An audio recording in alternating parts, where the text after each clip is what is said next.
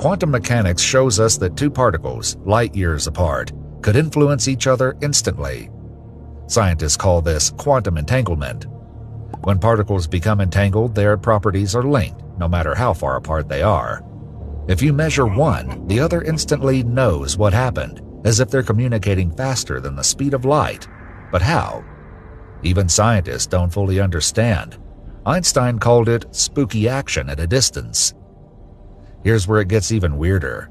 Some scientists think entanglement might connect black holes across the universe. Could this quantum web influence the fabric of space-time itself? Could it explain how black holes interact with the universe in ways we can't yet detect? We don't have all the answers, but quantum entanglement shows us just how strange and interconnected the universe might be. The mysteries of space-time could be far more mind-bending than we ever imagined.